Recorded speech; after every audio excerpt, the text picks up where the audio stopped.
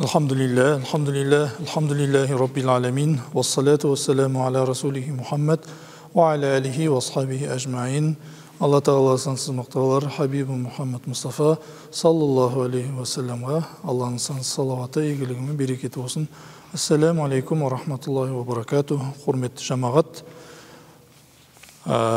Кеше сіздермен бірінші дәрісте өткен болатымыз, яғни әріптермен танысқан болатымыз. Бүгінгі өтетін дәрісіміз екінші дәріс. Яғни екінші дәрісіміз исти'ла және истифала әріптері. Яғни 28 әріпті екіге бөліп қарастырамыз. Жуан және жіңішке әріптер. Исти'ла әріптері ол жуан оқылатын әріптер. Исти'ла әріптері жетеу, көтеріңкі және жуан дауыспен оқылатын әріптер. Олар мына жерде қызылмен белгілеп жазған әріптеріміз ол исти'ла әріптеріне жатады. Ол бірінші ха, тамақты қырнап көтеріңкі дауыспен жуан айтамыз. Ол жуан оқылатын әріп. Екінші сад, бұл да исти'ла әріпіне жатады. Жуан оқитын әріптердің қаты санатына. Содан кейін дат, бұл да исти'ла әріпінің санатына жатады. Та, бұл да исти'ла әріпі. За.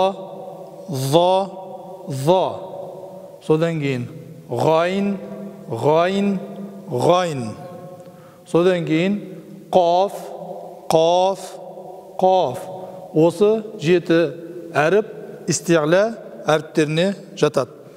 Содан кейін истифала, яғни жіңішке төмен дауыспен оқылатын әріптер. Олар әлиф, бә, та, са, жим, ха, дәл, зәл, ра, зәй, син, шин. Айн, фә, кәф, ләм, мим, нун, вау, ха, я.